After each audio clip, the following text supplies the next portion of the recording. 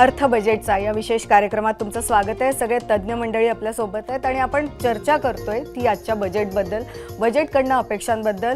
विलास शिंदेजी, तुम्ही सुरुवातीला सांगितलं आणि उदयजी आणि विलास शिंदेजींचं मत होतं की पॉलिसीवर म्हणजे किसान सन्मान निधी वगैरे तर ठीकच आहे, पण बेसिक ज्या पॉलिसीज आहेत त्यांच्याबद्दल विचार व्हायला हवा। आणि जसं विश्वास जी बोलले की दरवर्षीचा जो अर्थसंकल्प असतो त्यात काहीतरी नवीन एक विकासाच्या दिशेने पाऊल टाकण्याचा प्रयत्न होताना दिसतोय।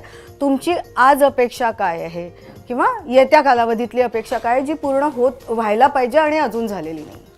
आणि मी मगाशी जसं म्हटलं ते उत्पन्न शेतकऱ्याचं वाढण्याच्या दृष्टीने एक तर खर्च कमी व्हायला हवा, तर त्या दृष्टीने जे आहेत जे काही ॲग्री इनपुट आहेत, फर्टिलायझर आहेत किंवा पेस्टिसाईड आहेत, जवळजवळ 18% GST त्याच्यावर आकारला जातो आणि त्याचा कोणताही शेतकऱ्याला तो काही त्याला मार्केटमधून काही रिफंड मिळत नाही। म्हणजे डायरेक्ट त्याचा खर्चामध्ये ती वाढ होते, तिथे कमी करायला खर्च कमी करायला शेतकऱ्याचा भरपूर जागा आहेत। त्यामुळे त्या दृष्टीने काही आज जर घोषणा झाली तर तो एक महत्त्वाचा मुद्दा असेल।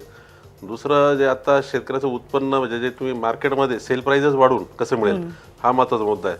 आता MSP असं आहे की आपण म्हणतो की तरी शेतकऱ्याला त्याला आपण हमी देतो बाजारात, पण ते तसा दुसरा अर्थ जर काढला का ती एक असं एक अप्पर लिमिट आहे त्याला भाव मिळण्याची, त्याच्यावरती त्याला भावच मिळत नाही। कारण सरकारच एकीकडे म्हणते का ही बाजारातली त्याची किंमत आहे, त्याला मुक्त बाजाराचा जो काही फायदा मिळायला पाहिजे तो मिळत नाही। तर तसं त्या दृष्टीने काही घोषणा आता मगाशी उदय सर म्हटले की MSP मध्ये अजून क्रॉप ॲड होतील। माझं म्हणणं आहे उलट MSP मधून ते काढले पाहिजेत, 23 आहे ते बी कमी करायला हवेत आणि मुक्त बाजारपेठेचा फायदा जसं इतर क्षेत्राला भेटतोय तसं शेतीला भेटायला हवा। म्हणजे उलटा आता आपण म्हणजे ॲग्रिकल्चरला एक इंडस्ट्री म्हणून कसं आपण बघू, त्यामुळे एक्सपोर्ट प्रमोशनच्या दृष्टीने म्हणजे सगळ्याच आपल्या ॲग्रिकल्चर कमिटीला आपण त्यामध्ये आता या बजेटच्या माध्यमातून काही प्रोत्साहन मिळतं का, तो महत्त्वाचा मुद्दा आहे।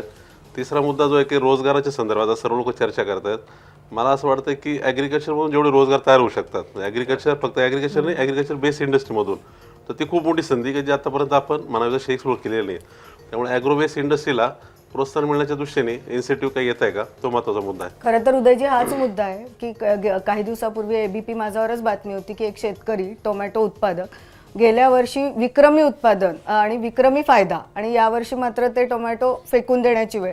ही परिस्थिती सरकार येतात जातात, दरवर्षीचा अर्थसंकल्प जाहीर होतो, पण ही परिस्थिती काही बदलताना दिसत नाहीये। तर याच्याशी संबंधित निगडीत काही वेगळी पॉलिसी म्हणा किंवा कशा पद्धतीने हा मुद्दा हाताळता येईल? हा धोरण निश्चितीचा मुद्दा आहे। आपण सुरुवात केली कृषी क्षेत्रात काम करताना ते मोअर क्रॉप पर ड्रॉप, प्रत्येक थेंबागणिक जास्त उत्पादन काढणे, आणि शेतकऱ्यांनी त्याला रिस्पॉन्स दिला, जगात क्रांती केली। आज 2 नंबरचा अन्नधान्य उत्पादक देश आपला आहे, 2 नंबरचा कृषी उत्पादक देश आहे चीन नंतर, आणि 7 नंबरचा एक्सपोर्टर देश आहे। पण आता पॉलिसीमध्ये आमूलाग्र बदल पाहिजे। आणि म्हणजे मी आणि विलास दोघंही शरद जोशी स्कूल ऑफ थॉट्सचे आहोत, त्याच्यामुळे मुक्त अर्थव्यवस्था आणि मुक्त शेती हा आमचा प्रायोरिटीचा विषय।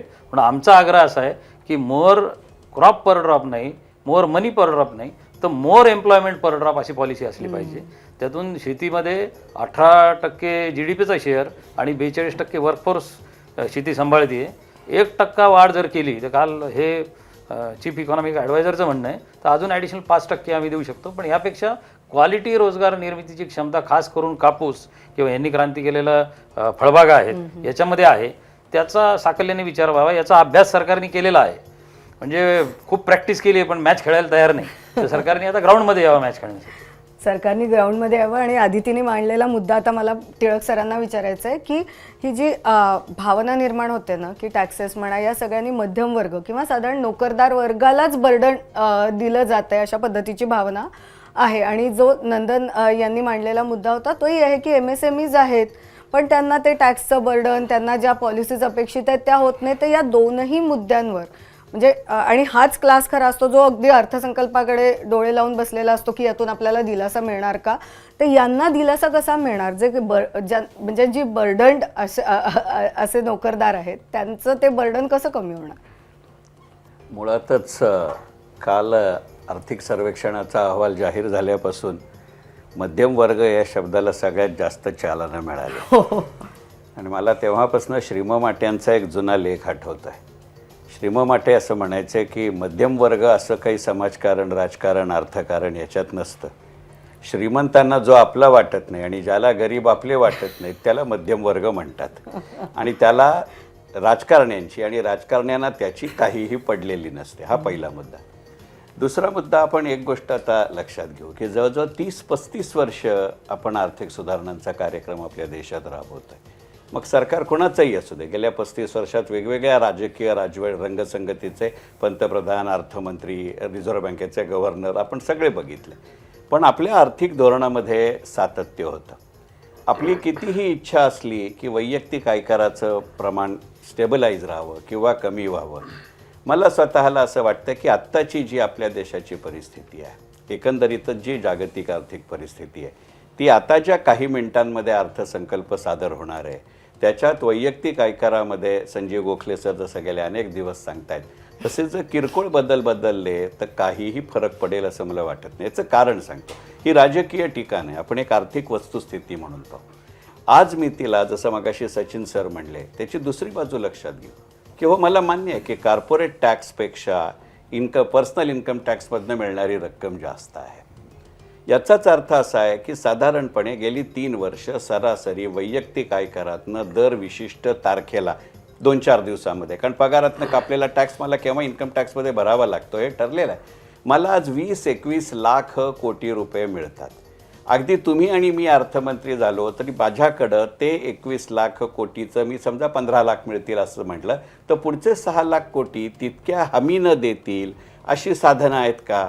याचं आज मी तिचं उत्तर नाही असं आहे. त्यामुळे personal income tax, securities transaction tax या 2 गोष्टी अशा आहेत की त्याचे दर स्थिर ठेवणं, कमी करणं न करणं हा वेगळा विषय आहे. कमी करणं ही अजूनही आपल्याकडे लोकानुनयाची जर घोषणा मानली जात असेल तर मला असं वाटतं की 2028च्या अर्थसंकल्पापर्यंत त्याला थांबावं लागेल. एक तिसरी गोष्ट महत्त्वाची लक्षात घेतली पाहिजे की मुळातच करोनानंतरच्या काळामध्ये एक अर्थव्यवस्था म्हणून आपल्या देशाचा फोकस बदलतो. म्हणजे जसं मगाशी दोन्ही कृषी क्षेत्रातली तज्ज्ञ माणसं म्हणली तसं की कृषी क्षेत्रामध्ये केवळ माझं कृषी क्षेत्राचं उत्पादन वाढतंय का हा प्रश्न नाही आहे. त्या उत्पादनाच्या वितरणाच्या दृष्टिकोनातनं काही गणितं बदलतात का हा विषय पाहायला लागेल. एक साधं उदाहरण सांगतो की गेल्या 20-एक वर्षाच्या आपल्या सातत्यपूर्ण धोरणांमुळे, मी 20 वर्ष म्हणले, 11 वर्ष म्हणलं नाही, त्यामुळे सचिन सरांना राग यायचं कारण नाही, आपल्या देशातल्या कृषी क्षेत्रातल्या नगदी पिकांचंही स्वरूप बदललं आहे. आणि म्हणजे मी किंवा संजीव सर जेव्हा कॉमर्शियल जॉग्राफीचे विषय विद्यार्थी होतो आमच्या कॉलेजमध्ये, तेव्हा आम्हाला ऊस, तंबाखू, कापूस असं नगदी पिकं सांगितली गेली. आज मी सेरिकल्चरकडे गेलो आहे, आज मी हॉर्टिकल्चरकडे गेलो आहे, आज मी फ्लोरिकल्चरकडे गेलो आहे. आज जेव्हा काश्मीरमध्ये ट्रेन चालू होते, अरुणाचलमध्ये ट्रेन चालू होते, तेव्हा आपण लक्षात घ्यावं लागतं की गुवाहाटी ते इटानगर या रेल्वे मार्गावरती दिवसात एकच प्रवासी ट्रेन जाते आणि 7 वाहतुकीच्या ट्रेन्स जातात. त्यामुळे कराच्या सवलती व्यतिरिक्त मध्यम वर्गाला वितरणाची गोष्ट येते का? तुमच्याच प्रश्नात होतं की टोमॅटो फेकून द्यावा लागला, दूध फेकून द्यावं लागलं, कारण तो नाशिवंत माल असल्यामुळे आपल्याला त्या गोष्टी करता नाही आल्या. त्यामुळे माझी स्वतःची कृषी क्षेत्र आणि कर याच्याची रचना ही वितरणाशी निगडीत करावी लागेल. हा माझा पहिला मुद्दा. आणि दुसरा मुद्दा की income tax, personal income tax रद्द व्हावा किंवा कमी व्हावा ही काही आजची मागणी नाही आहे. 1980च्या दशकापासून DR पेन्शनसारखे अर्थतज्ज्ञ ही मागणी करत आहेत. पण जसजसं मगाशी अंजली मॅडम म्हणल्या तसं की जसजसं मला केवळ रिफंड वेळेवर मिळतो असं नाही, आता मला इन्कम टॅक्सही द्यायची गरज नाही अशी परिस्थिती जोपर्यंत येत नाही तोवर तो द्यावा लागेल. फक्त मला एकच वाटतं की कॉर्पोरेट टॅक्सचं प्रमाण हे वाढलं पाहिजे. कारण जर गेल्या 7 वर्षांचा विचार केला तर कॉर्पोरेट सेक्टरला दर वर्षाला होणारा नफा हा साधारणपणे 3.5 पट वाढला आहे. त्या प्रमाणात त्यांचे कर वाढवा असं नाही, परंतु काही प्रमाणात तो कर वाढवायला हवा. त्याच्यासाठी दुसरा पर्याय आपण बघितला होता की ज्या वेळेला करोना सुरू झाला आणि सरकारचे खर्च वाढले त्यावेळेला अर्थमंत्री निर्मलाजी सीतारामन यांनी सरकारी कंपन्यांना, कारण शेवटी ते त्यांनाच आवाहन करू शकतात, सरकारी कंपन्यांना आवाहन केलं होतं की फक्त वर्षाच्या शेवटी मला डिव्हिडंड देऊ नका, अधनंमधनंही द्या. त्यातनं BEL कोल इंडिया सुरू झालं. खाजगी क्षेत्रामध्ये TCS सारखी कंपनी गेले 80 तिमाही सातत्यानं तुम्हाला डिव्हिडंड देते. त्यामुळे केवळ टॅक्स कमी झाला की मध्यम वर्गाला फायदा होतो असं नाही, त्याच्या उत्पन्नाचे मार्ग वाढवायला लागतील का? कारण करोना नंतरच्या काळाच्या आधीची अर्थव्यवस्था आणि नंतरची अर्थव्यवस्था याच्यामध्ये आमूलाग्र बदल झाला आहे. मी ज्या क्षेत्रात 40 वर्ष काम करत होतो त्या अनुभवातनं सांगतो की 80च्या दशकात 90च्या दशकात शेअर बाजारात जे काय 2%, 2.5%, 3% जे काय आकडेवारी असेल ती गुंतवणूक करत होते ते कॅपिटल ॲप्रिसिएशन आणि डिव्हिडंड करता करत होते. आता लोक या दोघांच्या बरोबरीने नियमित उत्पन्नाचं साधन म्हणूनही बनवतात. हे लक्षात घेतलं पाहिजे. एबीपी माझा, उघडा डोळे बघा नीट.